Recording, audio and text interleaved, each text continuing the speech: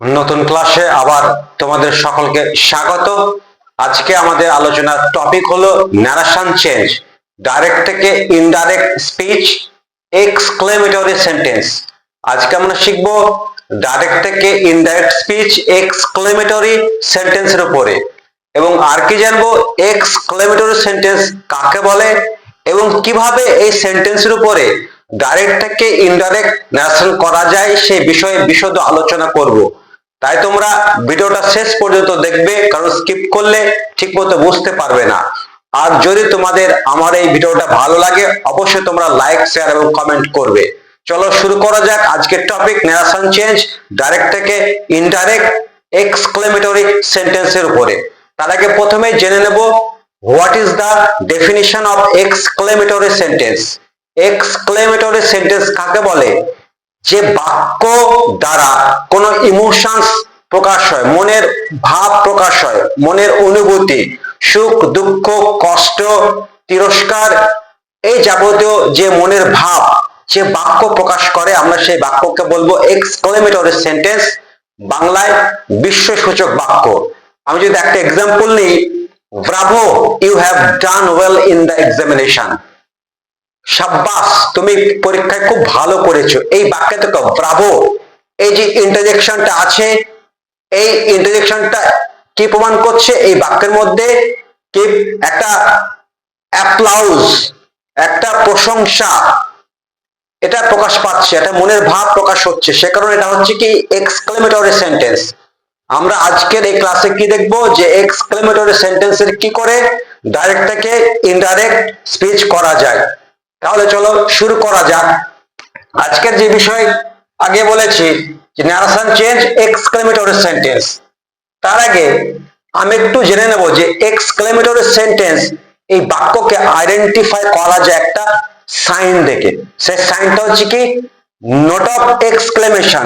এই যে সাইনটা আছে তোমরা দেখতে পাচ্ছ, দাগ দিলাম একটা দাগ, দাগ দেওয়ার পরে এখানে নিচে এই যে একটা ফোঁটা, এটাকে বলছে নোট অফ এক্সক্লেমেশন, বিস্ময়সূচক চিহ্ন। যে বাক্যের মধ্যে আমরা এই ধরনের চিহ্ন দেখতে পাবো আমরা জানবো সে বাক্যটা হচ্ছে এক্সক্লেমেটরি সেন্টেন্স। এবার চলো এক নম্বর এক্সাম্পল আমি কি লিখেছি, এখানে লিখেছি দেখো, he said to me alas I am undone। দেখো এই যে চিহ্নটা আছে, দাগ নিচে ফোঁটা, তার মানে এই বাক্যটা এক্সক্লেমেটরি সেন্টেন্স। যেখানে এই চিহ্নটা থাকবে আমাদেরকে বুঝতে হবে এই বাক্যটা অবশ্যই এক্সক্লেমেটরি সেন্টেন্স। তাহলে দেখো এখানে এই যে অংশটা হি সেড টু মি, আগে দেখিনি এই অংশে এই যে রিপোর্টিং স্পিচের মধ্যে দেখো এখানে বক্তা হি আছে, শ্রোতা মি আছে, আর কি রিপোর্টিং ভার্ব কি আছে? সেড আছে। যখন আমরা এক্সক্লেমেটরি সেন্টেন্স করব এবং যখন ডাইরেক্ট থেকে ইনডাইরেক্ট করব তখন এই রিপোর্টিং ভার্ব সেড টু এর পরিবর্তে বা সেড এর পরিবর্তে কি বসবে? এই যে এক্সক্লেমড উইথ, এক্সক্লেমড উইথ এই কথাটা কিন্তু বসবে। কখন? যখন আমরা ডাইরেক্ট থেকে ইনডাইরেক্ট করব, এক্সক্লেমড উইথ এই কথাটা বসবে। তারপরে কি রিপোর্টেড স্পিচের যে এক্সক্লেমেটরি সেন্টেন্সটা আছে তার যে সেন্সটা, সেটা কি দুঃখ প্রকাশ করছে, সেটা কি কষ্ট প্রকাশ করছে, সেটা কি আনন্দ প্রকাশ করছে, সেটা কি কোনো আদার্স কোনো কষ্ট মানসিক যন্ত্রণা প্রকাশ করছে, এই সেন্স অনুযায়ী আমরা কি কি বসাবো? এক্সক্লেমড উইথ জয়। যদি আনন্দ প্রকাশ করি এক্সক্লেমড উইথ জয়, যদি দুঃখ প্রকাশ করি এক্সক্লেমড উইথ সরো, যদি বিস্ময় বা অবাক বোঝায় এক্সক্লেমড উইথ সারপ্রাইজ অথবা এক্সক্লেমড উইথ ওন্ডার। আর কি এ ধরনের নানা রকম ভাবে যদি আরো কষ্টের কথা প্রকাশ করি exclaimed with sorrow, exclaimed with regret, যদি প্রশংসার কথা বলি এক্সক্লেমড উইথ অ্যাপ্লাউজ। এতগুলো আমাকে শব্দ কিন্তু বসাতে হবে। কখন? যখন আমরা ডাইরেক্ট থেকে ইনডাইরেক্ট করব। সেই ইন্টারোগেটিভ এক্সক্লেমেটরি সেন্টেন্সটা আছে, সেই সেন্টেন্সের আমরা কি সেন্সটাকে বুঝবো, বোঝার পরে আমরা কিন্তু এই এক্সক্লেমড উইথ এর পরে এই শব্দগুলা যোগ করব। এক্সক্লেমড উইথ জয় হতে পারে, যখন আনন্দ প্রকাশ করবে তখন এক্সক্লেমড উইথ জয়, যখন দুঃখ প্রকাশ করবে আমরা কি করব? এক্সক্লেমড উইথ সরো করব, যখন বিস্ময় প্রকাশ হবে এক্সক্লেমড উইথ সারপ্রাইজ অথবা এক্সক্লেমড উইথ ওন্ডার। এই কথাগুলো কিন্তু আমরা যোগ করব according to the sentence sense, বাক্যের যে সেন্স অনুযায়ী কিন্তু আমরা এই কথাগুলো যোগ করব। তাহলে দেখো এখানে হি সেড টু মি, সে আমাকে বলল, alas I am undone, হায় আমার সর্বনাশ হয়ে গেছে। তাহলে এই বাক্যটা দেখো, alas I am undone, হায় আমার সর্বনাশ হয়ে গেছে। তাই এই বাক্যের মধ্যে কি নিশ্চিত ভাবে কি দুঃখ প্রকাশ হচ্ছে, তাই না? এই যে বাক্যটা alas I am undone, এই বাক্যের মধ্যে কি দুঃখ প্রকাশ পাচ্ছে। তাহলে আমরা যখন ডাইরেক্ট থেকে ইনডাইরেক্ট করব তখন রিপোর্টিং ভাবটা কি লিখবো? এক্সক্লেমড উইথ সরো, দুঃখ প্রকাশ করছে, alas I am undone, হায় আমার সর্বনাশ হয়ে গেছে। তাহলে এই যে এক্সক্লেমেটরি সেন্টেন্স, এটাকে দুঃখ প্রকাশ করছে। তাহলে আমরা যখন ডাইরেক্ট থেকে ইনডাইরেক্ট করব তখন রিপোর্টিং ভাবটা কি করব? Exclaimed with sorrow. চলো লিখো, এখানে স্পিকার যাচ্ছে হি exclaimed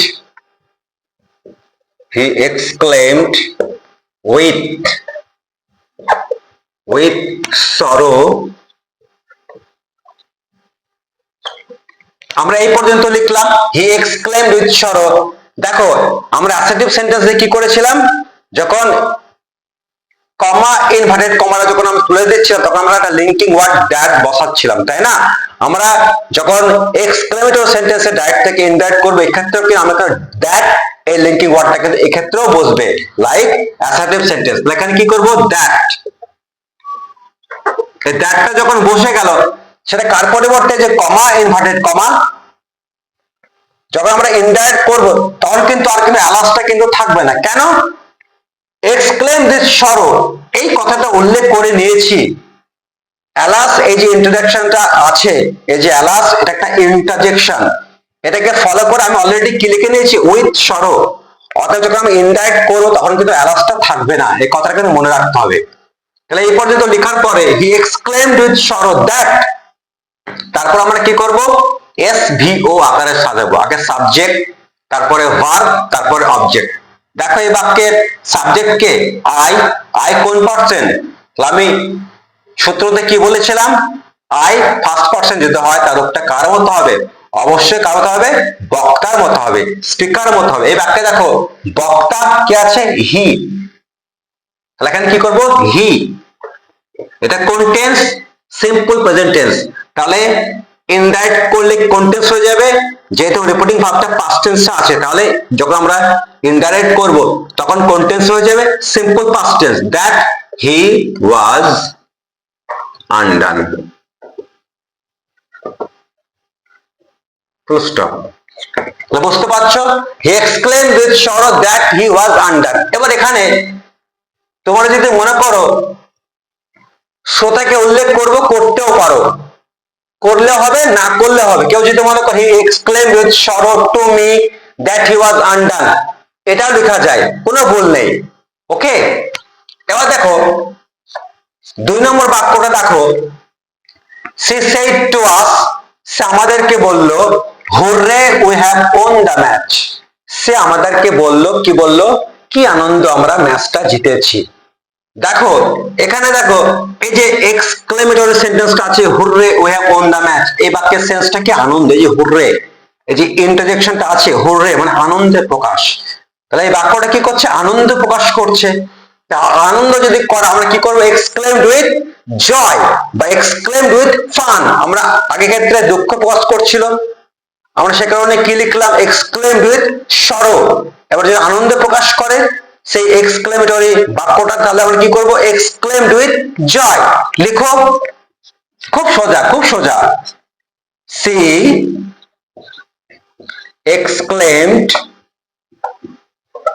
exclaimed with joy to us। তোমরা লিখতেও পারো না লিখতেও পারো, কোনো অসুবিধা নেই। সি এক্সক্লেমড উইথ জয়, তারপর কি বলেছি? That linking words, that. এবার দেখো এস বিও আকারে সাজাবো। এই বাক্যের সাবজেক্ট কে আছে? উই। কোন পার্সন? First person. কার মতো রূপ হয়? স্পিকারের মতো, বক্তার মতো। এখানে বক্তা কে আছে? দেখো সি। এখানে কি হবে? That she. সি। এবার দেখো এটা কোন টেন্সে আছে? এটা we have won the match, present perfect tense. তাহলে আমরা যখন ইনডাইরেক্ট করব তখন টেন্সের পরিবর্তন হলে কি হয়ে যায়? Past perfect. That she had won the match. তাহলে অ্যান্সারটা কি হলো? she exclaimed with joy that she had won the match. তাহলে এই যে টেন্সের পরিবর্তনটা হচ্ছে, একই সঙ্গে কি প্রোনাউনের পরিবর্তনটা হচ্ছে। আমি যে চারটে বলে দিয়েছিলাম, এস এল এন, সাবজেক্টটা যদি ফার্স্ট পারসন হয় তাহলে স্পিকার বা বক্তার মতো রূপ হবে। রিপোর্টেড স্পিচের সাবজেক্ট যদি সেকেন্ড পারসন হয় তাহলে কার মতো রূপ হবে? শ্রোতার মতো হবে। আর রিপোর্টেড স্পিচের সাবজেক্টটা যদি থার্ড পারসন হয় তাহলে তার কোনো পরিবর্তন হবে না। এটা আমরা আগের যে নিয়মে বলে দিয়েছিলাম, S L N, S L N এই নিয়মে বলে দিয়েছিলাম। আমার আগের ক্লাসে আছে, তোমরা চাইলে ওই ক্লাসের ভিডিওটা দেখে নিতে পারো, তাহলে তোমাদের কাছে ব্যাপারটা আরো পরিষ্কার হয়ে যাবে।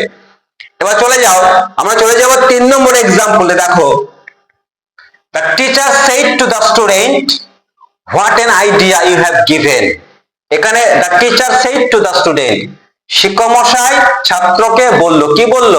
what an idea you have given, তুমি কি সুন্দর ধারণা দিয়েছো। তাহলে এই যে বাক্যটা, রিপোর্টেড স্পিচে যে বাক্যটা আছে, দেখো what an idea you have given, কি সুন্দর তুমি ধারণাটা দিয়েছো। এখানে কি হচ্ছে? শিক্ষক অবাক হয়ে যাচ্ছে, বিস্মিত হয়ে যাচ্ছে, তাই না?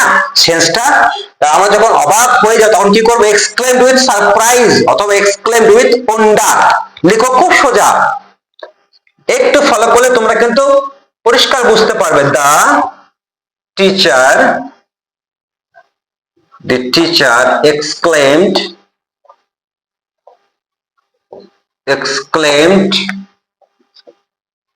with,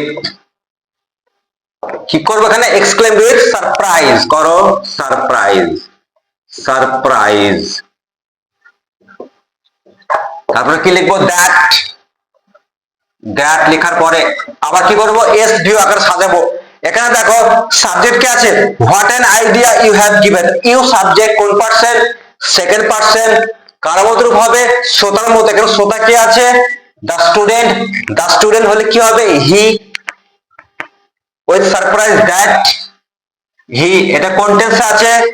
have given, present perfect হয়ে যাবে past perfect, that he had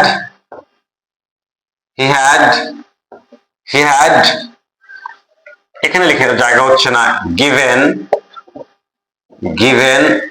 an idea, had given an idea। আনসারটা কি হলো? the teacher exclaimed with surprise that he had given an idea। তাহলে বুঝতে পারছো খুব সোজা ব্যাপারটা। 4 নম্বর বাক্যটা একটু দেখো, তাহলে ব্যাপারটা আরো পরিষ্কার হয়ে যাবে। দেখো, the man said to me, wow, the view is nice। লোকটি আমাকে বলল, কি বলল? wow, the view is nice, কি সুন্দর দৃশ্য। এখানে দেখো অবাক হয়ে যাচ্ছে, তাই না? আমরা এখানেও exclaimed with surprise বা exclaimed with wonder কথাটা কিন্তু লিখতে পারি। লিখো the man exclaimed